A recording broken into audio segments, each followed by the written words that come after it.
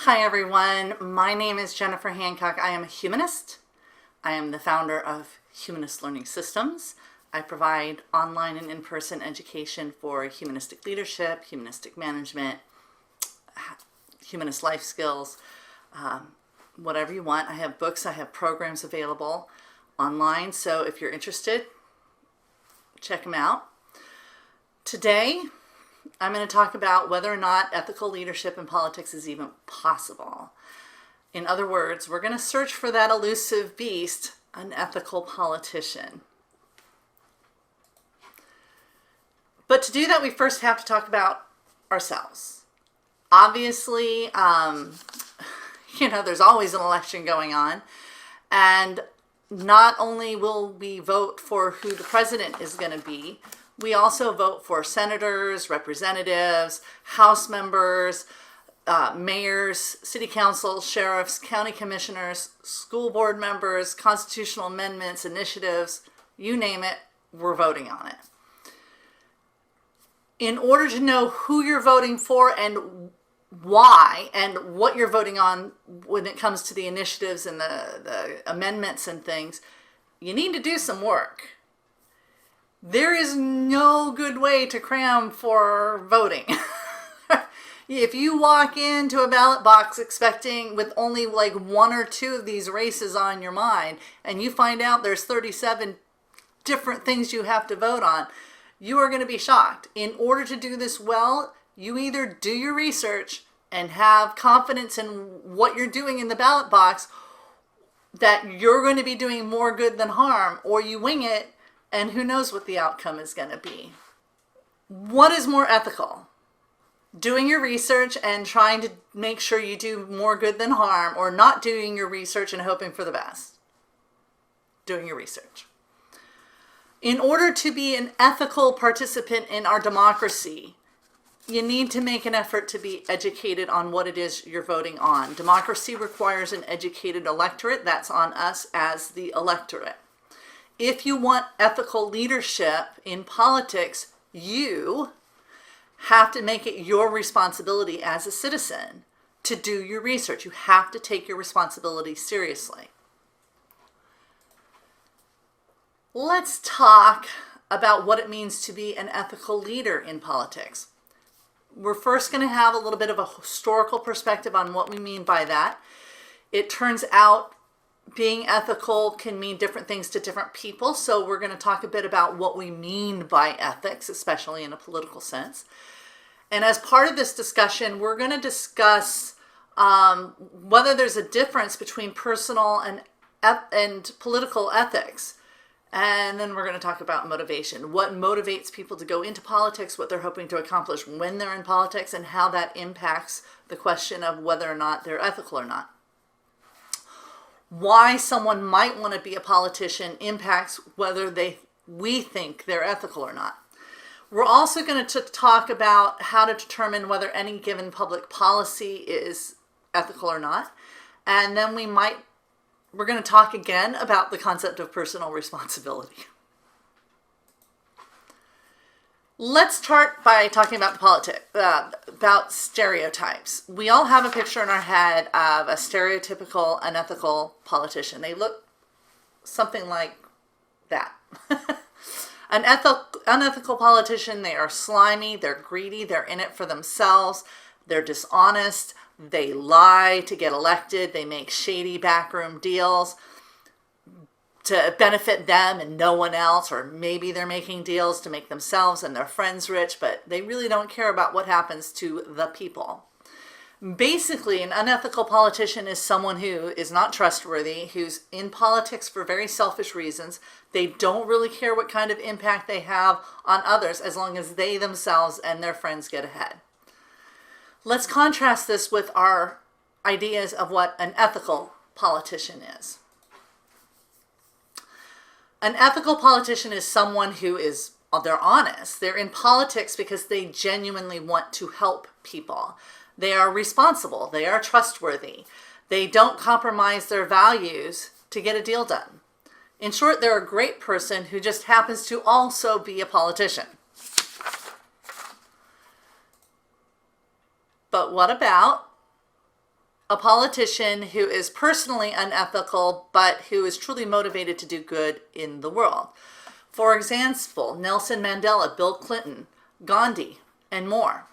Each of these men, it could be argued, were not the greatest of individuals. Their personal ethics were not necessarily 100% where we would like them to be. Bill Clinton obviously lied a lot. He cheated on his spouse. Nelson Mandela and his wife suppressed dissent. They weren't all that big on, free speech. Gandhi used to sleep naked next to little girls, according to rumors.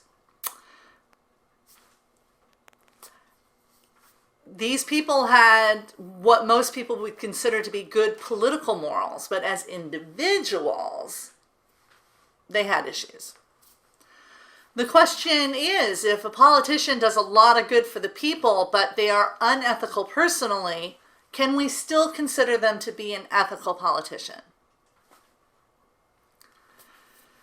And this comes up because we have to consider what the opposite is. What if someone is personally very ethical, they're honest, responsible, they don't have any skeletons in the closet, but there's someone like Hitler?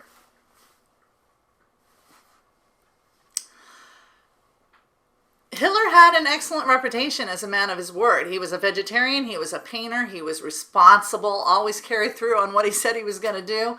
He was monogamous with his lover. These are all signs of personal ethics, someone that most of us in our personal lives would consider to be an ethical person. The problem was Hitler was also a very disturbed individual. He had a very clear and precise value system. The problem is most people don't recognize that value system as being a moral or ethical value system. But that the values he did hold, while most of us don't view that value system as ethical, they drove all his decision making. He had a very clear and precise value system. I don't know anyone who accused Hitler of compromising his values for expediency. Hitler was a man of deep conviction. The problem is that what he valued was pretty horrid. Throughout history, there have been people who are motivated to do good and to create positive social change, but who aren't great individuals. And there have been good individuals who have gone on to do horrendous evil. Finding a truly ethical politician who's both personally and politically ethical is pretty hard to do. And we might want to think more about what our standards are when we consider what is ethical. This is not a new problem. This has always been a problem. Historians and philosophers have been writing about this dilemma for millennia. My grandfather, Jed F. Shaw, wrote this about 75 years ago in his column for the Deposit Courier in 1938. He was complaining about the Republican Party at the time, of which he was a member, of which his uncle helped co-found the party. Keep in mind, my uncle was a staunch Republican. My great uncle helped co-found the Republican Party and was friends with Abraham Lincoln. So what my uncle had to say about unethical politicians. What a terrible thing it is when a politician turns from that which, if continued, would make him a statesman, to the devious and easier way of policy whose political convictions are as a rubber hose. Another complaint he had was that his political party had played politics when it should have been thinking of how to achieve the best for the most people. In other words, it lost the honest purpose for which it had flourished and from which it had grown. These are pretty common complaints even today. Most politicians, they start off well and they appear to be well-meaning, but something corrupts them along the way, and instead of continuing to work for the common good, they become partisan. And by becoming partisan, they become blinded to a certain extent. And this is a problem because no one is right all the time. We want politicians who will figure out what is good and do it and not just play games that benefit them and no one else. What we want are statesmen and stateswomen, and what we usually get are politicians. Let's talk about what it means to be a statesman as opposed to a politician. Marcus Aurelius, who was considered to be one of the most virtuous leaders Rome ever had, and also his writing is considered very humanistic, he had this to say about what it takes to be a good leader. A man should always have these two rules in readiness. First, to do only what the reason of your ruling and legislating faculties suggests for the service of man. Second, to change your opinion whenever anyone at hand sets you right and unsettles you in an opinion. But this change of opinion should come only because you are persuaded that something is just or to the public advantage, not because it appears pleasant or increases your reputation. Marcus Aurelius in his Meditations. Let me summarize the 3 points. To be a good statesman, you need to be focused on helping others. You need to be willing to change your mind if you find out what you were wrong. And you need to do what is just and what will help people, not what will help yourself. We just have one little problem. And this is really quite a huge problem. It's not a little problem. And it's really, really important. And that is, before we can judge whether a politician is doing what is right, we first have to define what it is we mean by right and just. Because not everybody agrees on what that means. This is where ethics comes in. According to Merriam-Webster, ethics are the discipline dealing with what is good and bad and with moral duty and obligation. Having an ethics means that you have some way of judging whether things are good or bad, or pretty good, or not good at all. Somewhat good, somewhat bad. There's all sorts of variations on things are rarely 100% good and 100% bad. Sometimes it's a mixture. It turns out that figuring what is good and what is bad isn't all that easy, because we all actually use different value systems.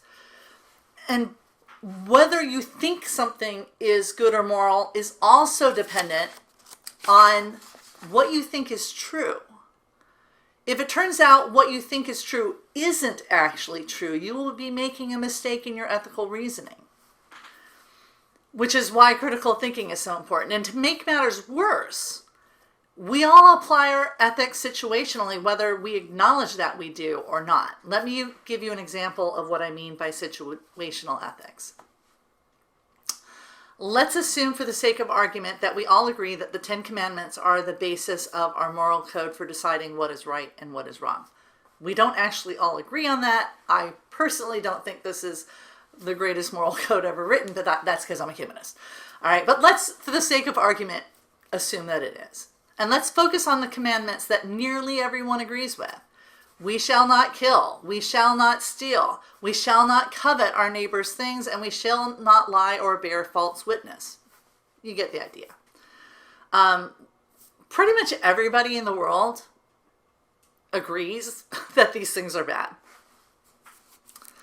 You're not going to get a lot of people who disagree with that.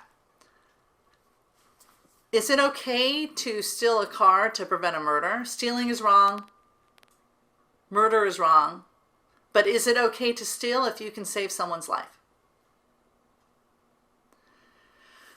Most people are going to answer yes. Of course, it's okay to steal to save a life. And the reason they're going to answer yes is that they understand certain situations require us to do something bad in order to do something good. In this case, saving a life outweighs the negative effects of lying or stealing. And we are able, most of us are able to make these judgments because we give different weights to our different values. Our value system is never like one thing. It's usually a combination of things, and then we weigh those against each other to decide what is good, what is going to do the most good and the least harm. This is what ethical reasoning is the thinking through of and the weighing of our values. Most people compassion holds the most weight, and it acts as a tiebreaker when our values are in conflict. For instance, is it okay to lie or steal in order to prevent a murder? Our compassion is the tiebreaker, and we decide that death is worse than lying or stealing. But what happens if the dilemma is whether it's okay to kill one person to save the life of thousands? Now we're weighing not killing with not killing.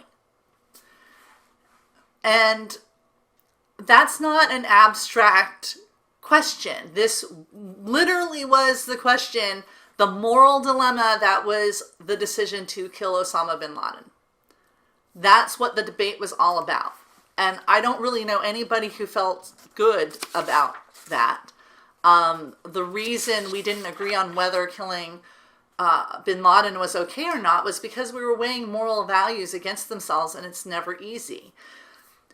We generally, humans, generally speaking, agree on the moral values being invoked, but we don't always agree on how they are invoked in specific situations. That's why even though we can pretty much all agree that killing is wrong, the real life application of that value isn't always as clear cut as we would like it to be. Being moral and ethical is not easy. Morality isn't about the big questions of what is right and what is wrong. Those are really easy to answer. It's when we are called on to choose the greater of two goods or the lesser of two evils that we either shine in our ethical reasoning or we don't. To do this well, you need to have ethical values for sure, but you also need to know how to think well through problems, and you need to have some sort of overriding moral value that you invoke as your primary value or tiebreaker. And you have to be willing to spend some time figuring out whether what you think you know is actually so. So someone who is not willing to think through difficult ethical problems, or they show that they are absolutist in their ethical application, are incapable of doing this weighing. That's what they're telling you. If they're not big on critical thinking, then what they think is so might not be true. And if people believe things that aren't true, then their moral reasoning is flawed, and that's how good people end up doing really horrible things. Critical thinking is critical. This is why humanism is so important. To me and to others, in the concept of humanistic leadership and management and humanistic ethics applied to politics. According to the American Humanist Association, humanism is a progressive philosophy of life that without supernaturalism affirms our ability and responsibility to lead ethical lives of personal fulfillment that aspire to the greater good. Humanist political ideals are necessarily progressive, meaning we want and expect positive social change. We define positive as what leads to the greater good, defined by our compassion. It is without supernaturalism, meaning we want science-based and rational approaches to problem solving. And within this framework, we have a lot of disagreement actually on what will actually help or harm people. Humanists do not agree on much of anything, but we have agreed that this is how we're going to approach problem solving, which makes it an ideal political philosophy, right? Because we have said that good is defined by compassion, and that we're going to work towards the greater good, and that we're going to do so scientifically and rationally, and try to get solutions that'll actually work. Humanists don't always agree on what the right policy will be. We see disagreements on economic policy. Both Marx, communism, and Hayek, capitalism, were humanists, for instance. They were attempting to do the same thing scientifically and rationally, and they came to different conclusions based on what they know being different and what they had personally experienced and what their fears were based on what they had experienced. Environmental policies are affected by these sorts of disagreements as well. Even though we're all environmentalists, all humanists are environmentalists, we don't necessarily agree on what the best processes are. Humanism is not a set of conclusions. It's a methodology that gets us to conclusions based on a value system. It's not the specific policies that define someone as humanist or not. It's the approach that led to the policy proposal that defines it as humanistic or not. Is the policy helpful and compassionate? Is it science-based and effective or not? That's it. So we've talked a little bit about the humanistic way to define good. Let's talk about why politically we have so much problem when it comes to resolving difficult moral issues. The problem we have is that different people have different primary values, and what they think is the most important value pretty much defines how they view not only politics, but all their interpersonal relationships as well.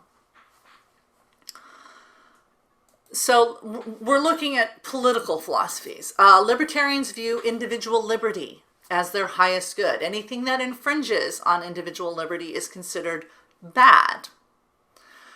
There are people who approach problems theologically.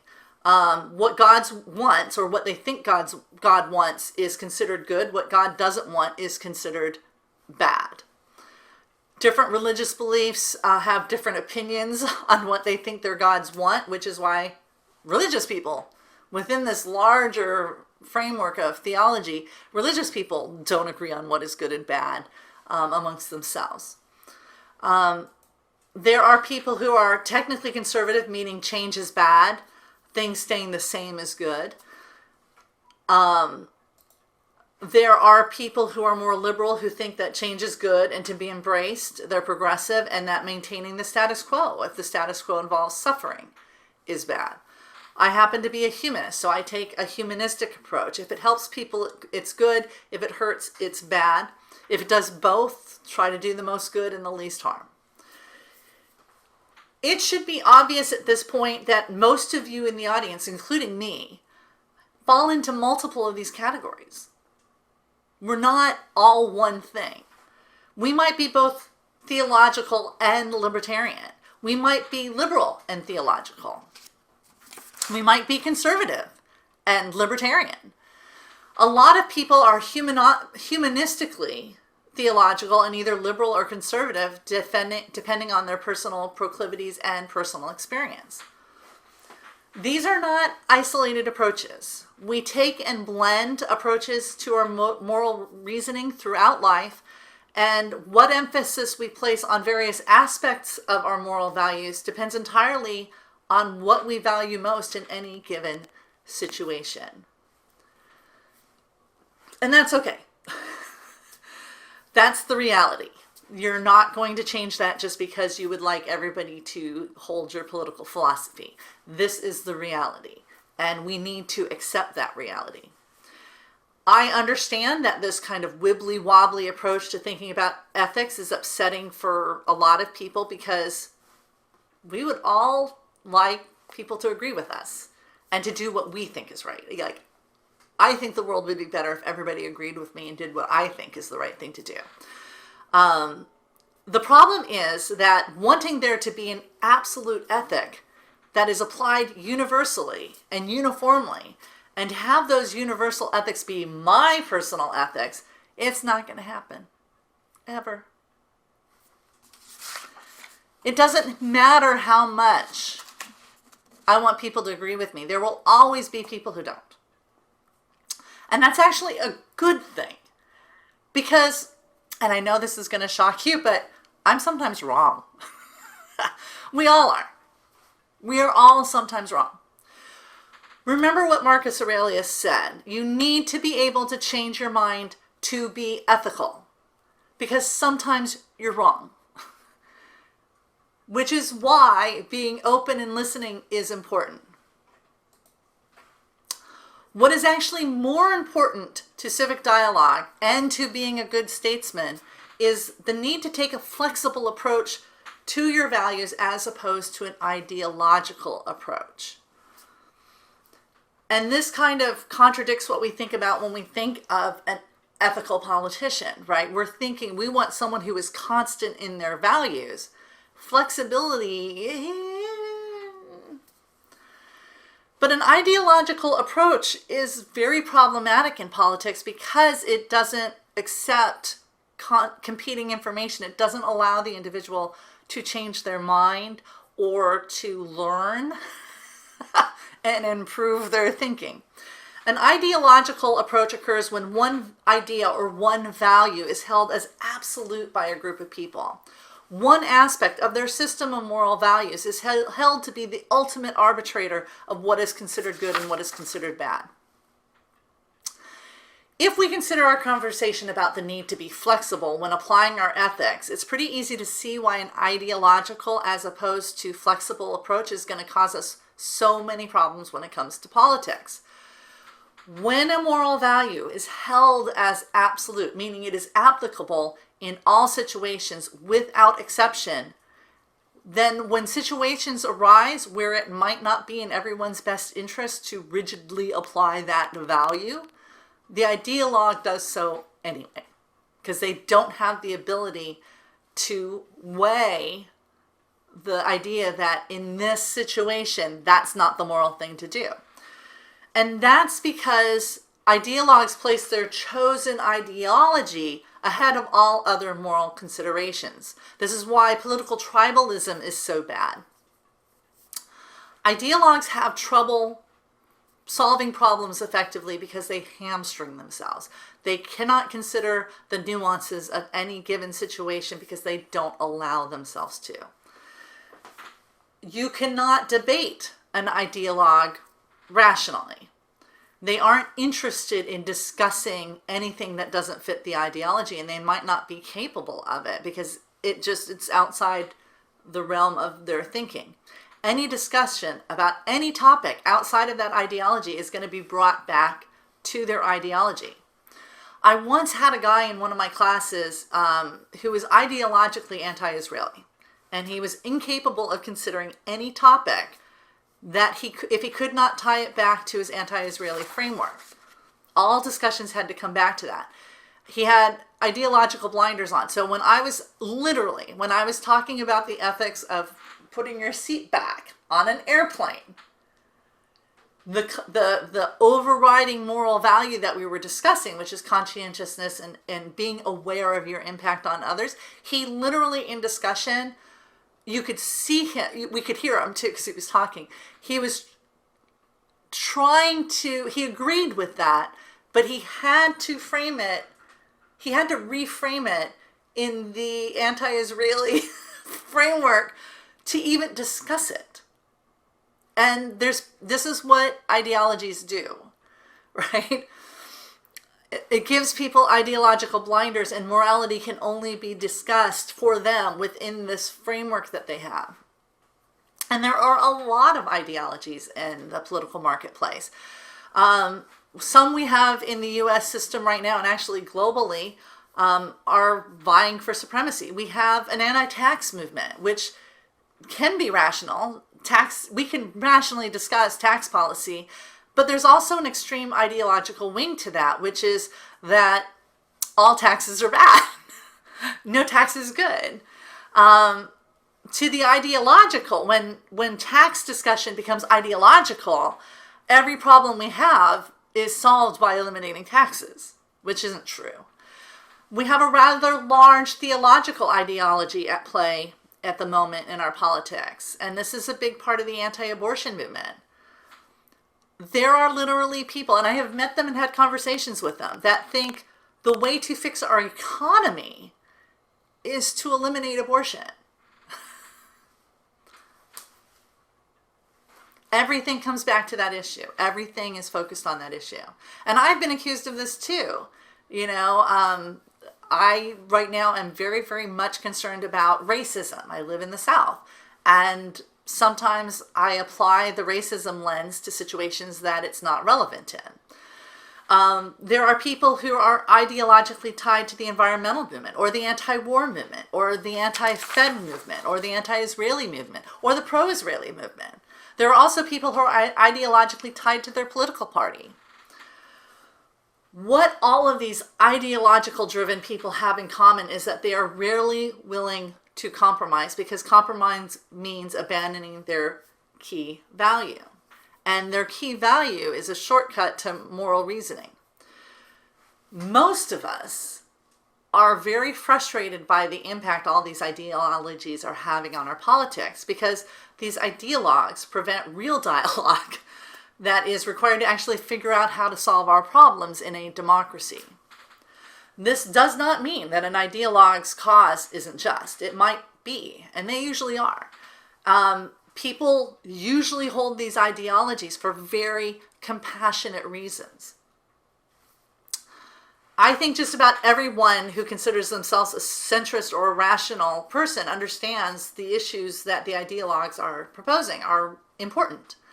And most of us agree on the values and ideas that are driving those ideologies, for most of them.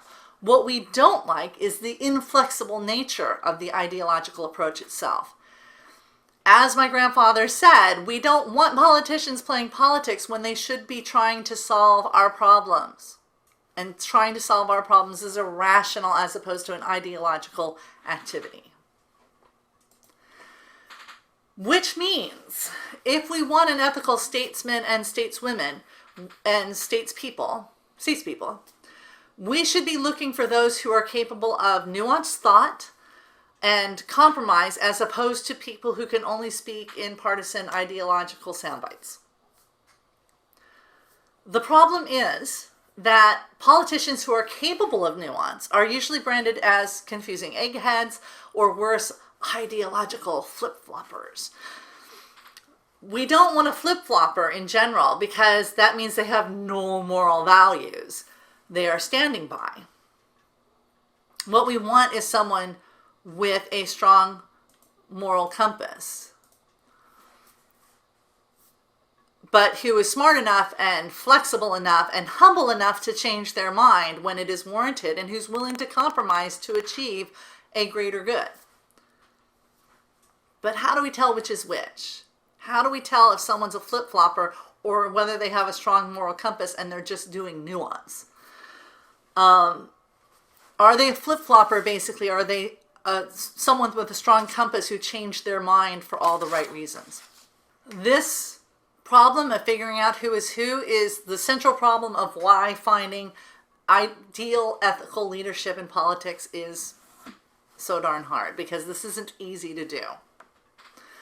So let's go back and talk about what our core values are that we want our politicians to have, that will keep them moored even if they are changing their minds about a specific public policy. In other words, what are the core values we want them to hold, and what are the values and ideals we consider it okay to be flexible on?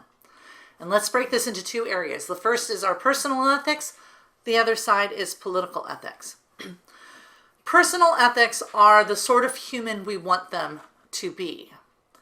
Political ethics are the values we want them to apply to their job of politics and policy making.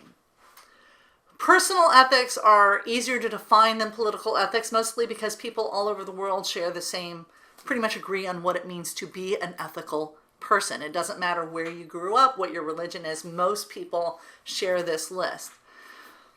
We want people who are honest, just, kind, responsible, and fair. When an individual displays these traits, we consider them an ethical person. And it's perfectly reasonable to want a politician who exhibits these qualities in their personal life.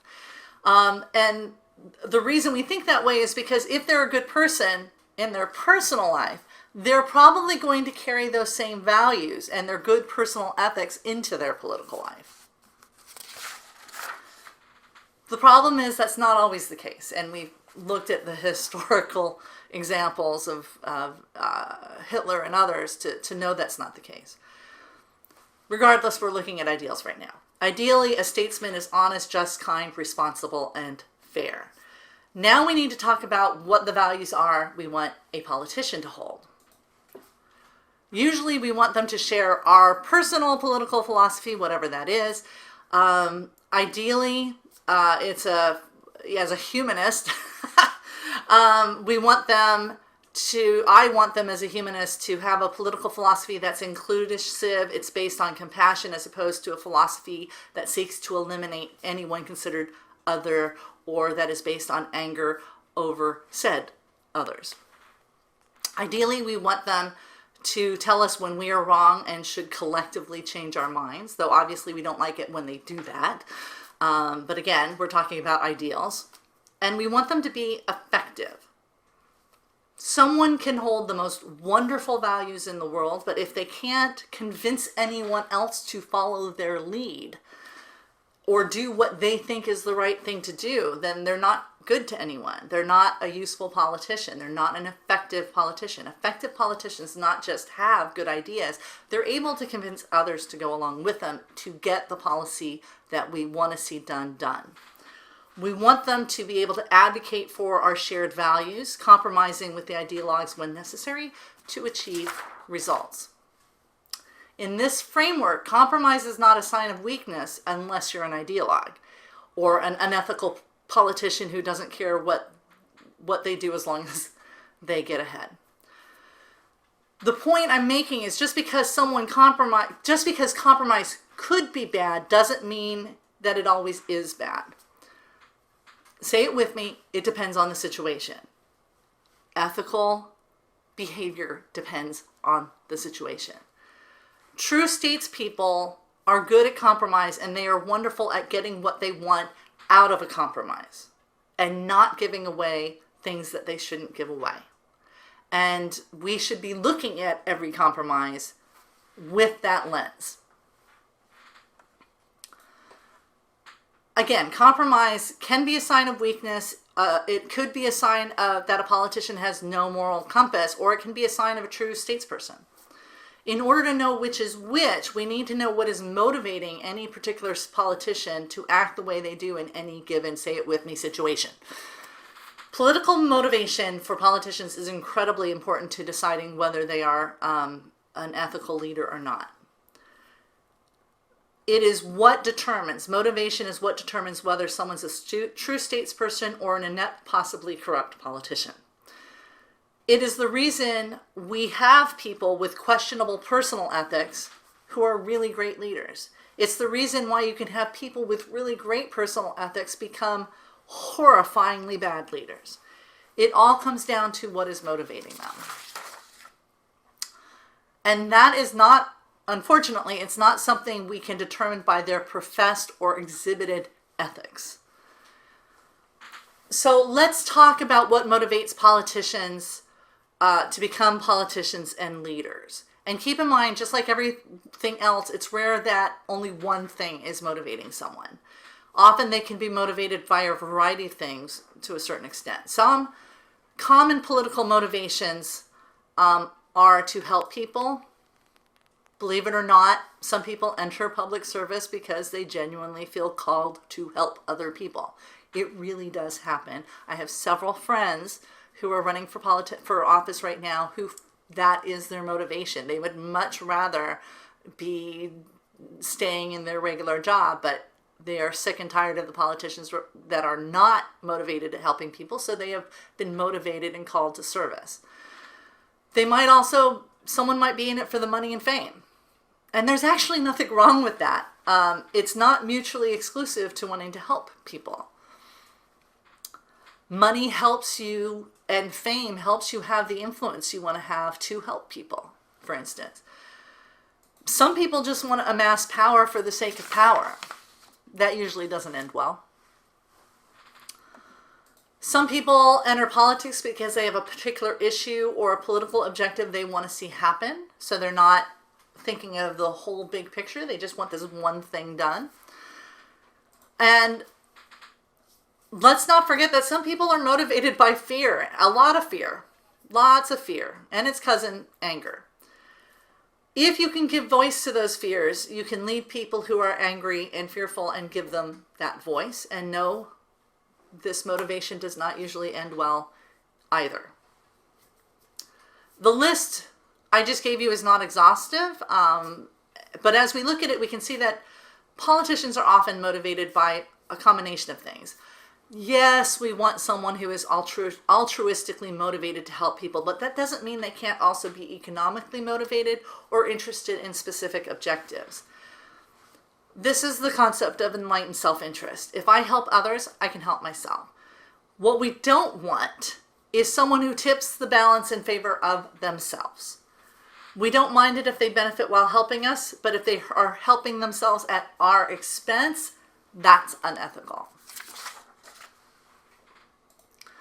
And this really is the secret to understanding ethics, and specifically ethics in politics. Ethics is not about the way things are, it's about the way things ought to be.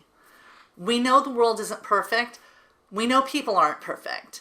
But that doesn't mean we need to accept bad politicians as inevitable.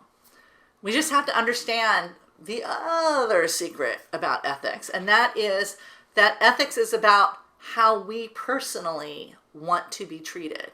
If we are treated well, and we consider the other person basically good. If someone treats us well, we consider them good. If we are treated unfairly, we consider that other person bad. When we apply this to politics, we want someone who's looking out for us. Not just saying they're looking out for us, but for truly looking out for us, for our best interest. You know, as Bill Clinton said, I feel your pain. And people loved him for that.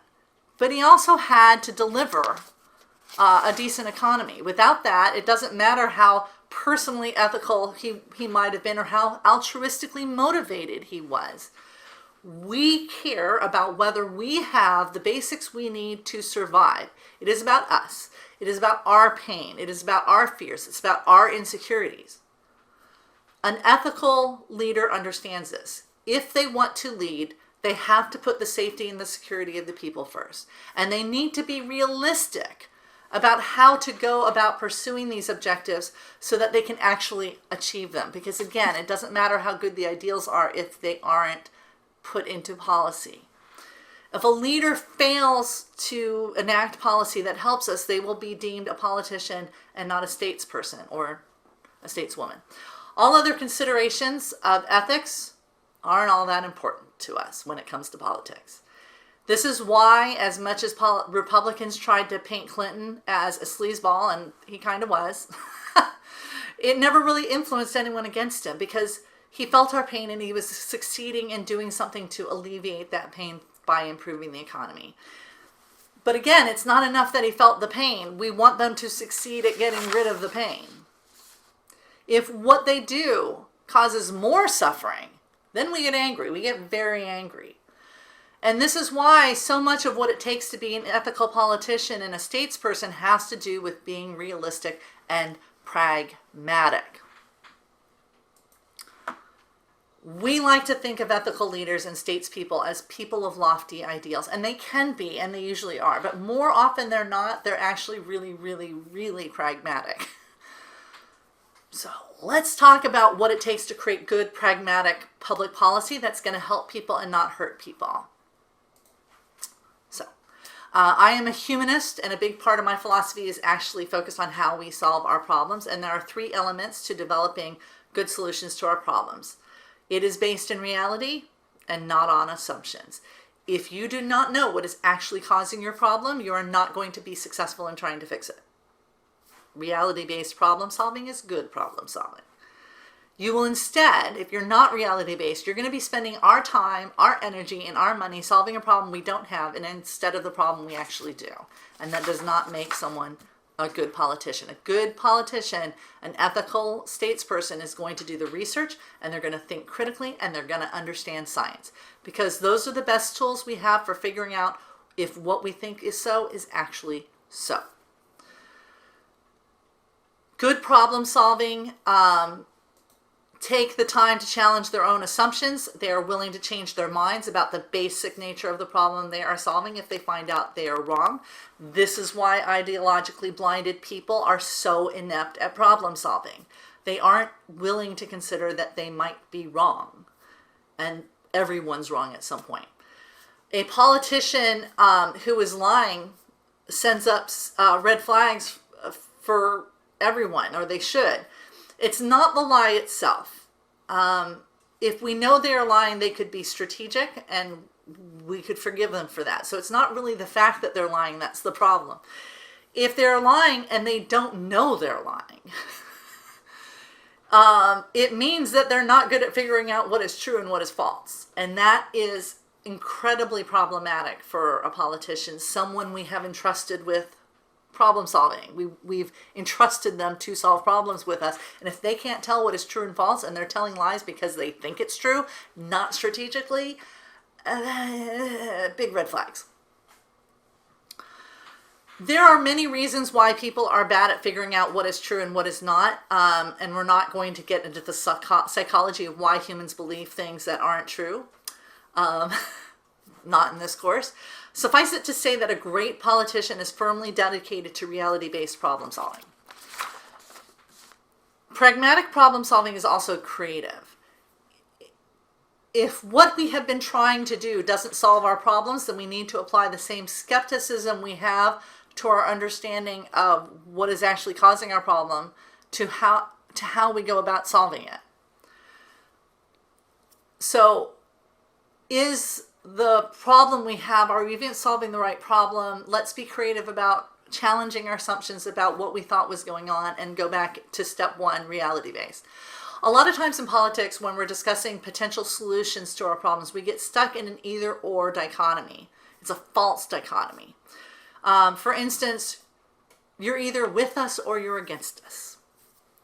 Another example is the death penalty. We're often told we either kill a murderer or we let them go free. Those aren't our only options.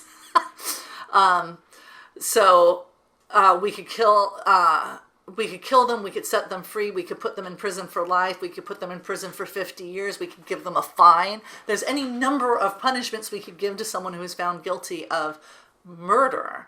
The death penalty or set them free are not our only options.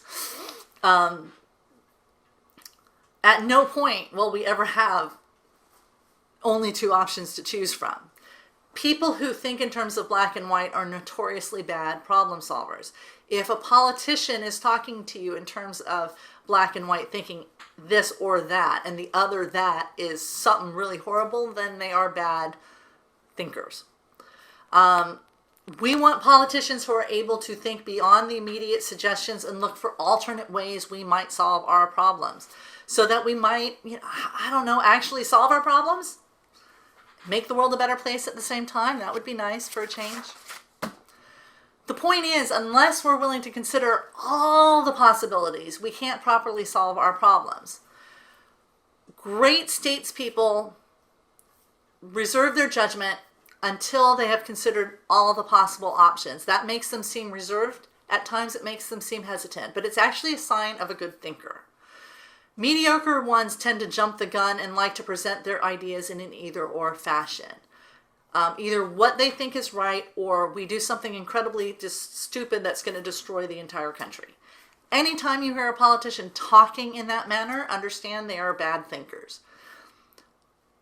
This person might mean well, but they're mediocre thinkers and are going to cause problems if they are elected. Pragmatic problem solving is also humble. Great problem solvers never totally discount ideas they don't initially agree with. This is because they know they might be the ones that were wrong and the other person's idea might actually be the solution. So they're almost always willing to consider alternative viewpoints and actively seek them out. It's only once they've listened to all their options and the pros and cons of all these various options that they then make a decision. And even if after they've made a decision, they're willing to revise it and fix it to make it better if someone comes up with a better idea. That's the hallmark of a good statesperson. They're focused on solving the problem, not on appearing right. But what do we do when we find politicians who are hesitant and want to actually study a problem? We treat them as if they're indecisive. And that's not necessarily what we're seeing. Someone might be indecisive because they're trying to get more information. Finally, pragmatic problem solvers are firmly committed to doing what needs to be done to get the problem solved. They are focused on getting the problem solved. It isn't enough to have a good idea if you aren't willing to do the work needed to put it into action. Right? We have a lot of politicians who are actually what we call gadflies. They're throwing out ideas from the bleachers or from the stage, if they're on the stage. And their ideas could very well be right, but if they don't have a track record of actually doing the work to actually get their ideas implemented, it means they're not a statesperson, they're a gadfly. It turns out that great statespeople are also patient. They know that things can take time, and that part of what they have to do is change hearts and minds if they are going to succeed in leading people. So they spend the time that's needed to do that. It is rare for a statesperson to force their approach on people. They are much more likely to work in collaboration with others to get what they want done, chipping the resistance away slowly but surely. When you see politicians who are willing to collaborate with others, including people that they don't agree with, you're watching a statesperson in action and not a politician.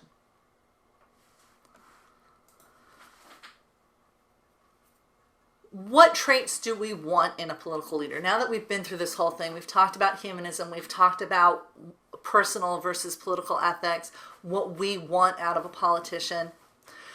I would say that an ethical leader in politics is someone who is properly motivated, meaning they really do want to make the world a better place for everyone and everything. They're good problem solvers.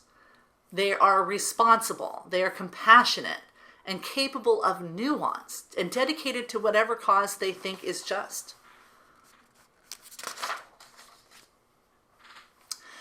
It may surprise you that a study was completed at Emory University that reviewed every president up to W. Bush. It turns out that the presidents we, in hindsight, think were the most successful and the best presidents we have, they all tend to be neuroatypical, and they all have sociopathic tendencies. Which sounds a bit much more scary than it should be. The ability to detach emotionally is the cornerstone of a sociopath, and it's actually critical to critical thinking and strategic planning, is to distance yourself emotionally from the problem so that you can think rationally about it, which is probably why sociopaths tend to be so successful. But this is obviously a double-edged sword, right? It can go either way. These skills can be utilized to create evil, or they can be used for good and noble causes. And the trait that basically tells us whether someone with these skills will be evil or not, evil or noble, the thing that tells us whether they're going to be evil or noble is actually whether they have pro-social or anti-social tendencies. In other words, are they truly compassionate or are they not? And how do we tell? Well, this comes back to the issue of personal ethics.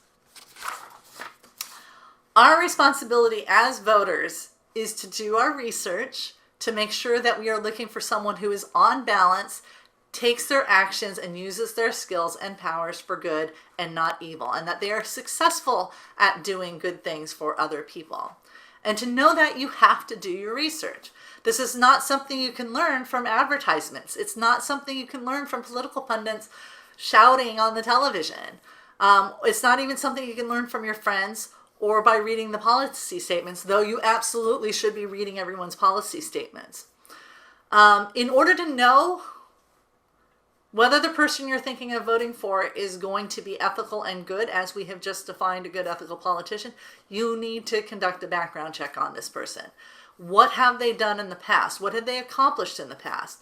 What do the people who have worked with them say about them? What sorts of bills do they propose? What sorts of bills do they oppose? What is their voting record like? Do they seem angry a lot? Are they mean and snarky? Or do they go out of their way to help people, or are they indifferent to them? At the end of the day, there is no perfect method to ensure that the person you're voting for is going to be exemplary.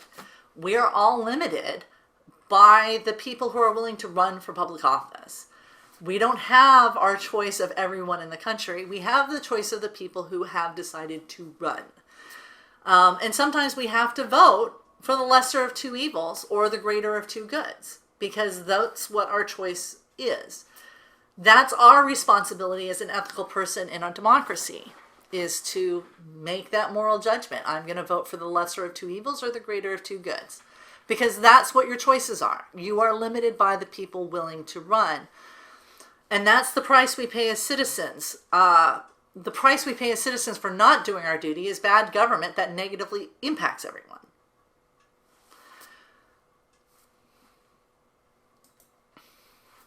For those of you who are considering becoming leaders, here's one last bit of parting advice. It's from the I Ching.